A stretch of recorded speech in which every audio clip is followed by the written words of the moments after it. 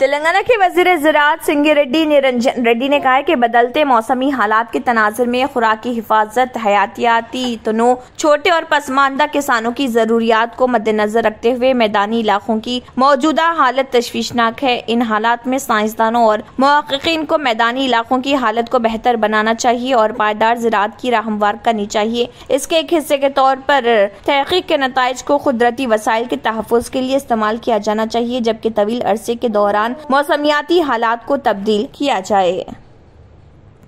Dharmapuri MLA cricket trophy 2023 season 2 जोश व खरोश के साथ खत्म हुआ। वजीर कोपला ईश्वर ने जीतने वाली टीम को 60,000 रुपए नकद और ट्रॉफी दी। इख्तितामी तकरीब में कई मुअज़्ज़िज़ीन ने शिरकत की। जगतियाल जिले धर्मापुरी हल्के एमएलए क्रिकेट ट्रॉफी 2022 सीजन 2 समारंभ फाइनल धर्मारमपुरी टाउन सेंटर के जूनियर कॉलेज ग्राउंड में जोश व खरोश के साथ भरा रहा। बगारम की टीम मदुलापल्ले टीम के खिलाफ जीत गई। वजीर कोपला ईश्वर ने टीम को 60,000 रुपए के साथ साथ ट्रॉफी भी पेश की। रनर अप रहने वाली मदुलापल्ले टीम को 30,000 रुपए का नकद इनाम और ट्रॉफी दी गई। मेहनत करेंगे तो कामयाबी मिलेगी। इन ख्यालात का इजहार वजीर कोपला ईश्वर ने किया। उन्होंने कहा कि नौजवानों को जिंदगी में ऑलराउंडर बनना चाहिए। सीएम केसीआर ट्रॉफी का फाइनल मैच शदीद जोश व खरोश के साथ जारी रहा। वजीर कोपला ईश्वर ने ख्वाहिश जाहिर की कि मजीद खिलाड़ी रांची टीम और कौमी क्रिकेट टीम के लिए इस जज्बे के साथ खेलें।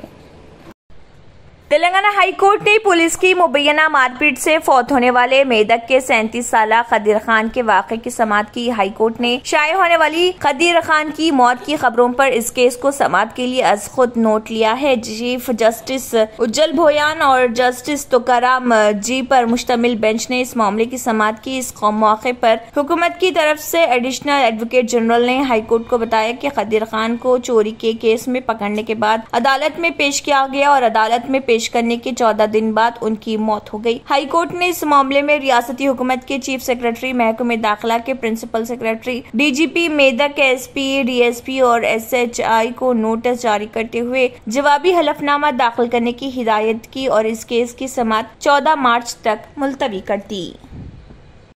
गोशा महल के बीजेपी रुकन असम्बली टी राजा सिंह ने दावा किया कि उन्हें पाकिस्तान से मुबैना तौर पर धमकी आमेज फोन कॉल वसूल हो रहे।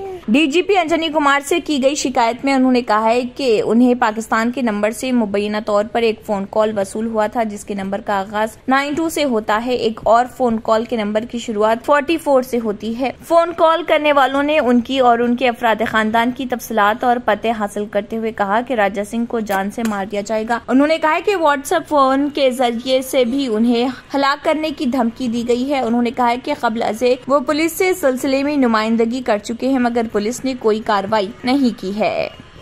सिटी पुलिस कमिश्नर व सिकंदराबाद लाइसेंसिंग अथॉरिटी सीवी आनंद ने दोनों शहरों हैदराबाद व सिकंदराबाद के असलाह लाइसेंस के हामिल अफराद से कहा कि फौरी तौर पर अपने हथियार करीबी पुलिस स्टेशन में जमा करा दें। कौमियाए बैंक और अवामी इदारों पर मामूर मसले गार्ड्स, सिक्योरिटी जवानों, स्पोर्ट्समैन को हथियार जमा कराने से इस्तिस्ना दिया गया है। अवामी सुकून अमन की खातिर पुलिस ने ये इक़दाम उठाया है।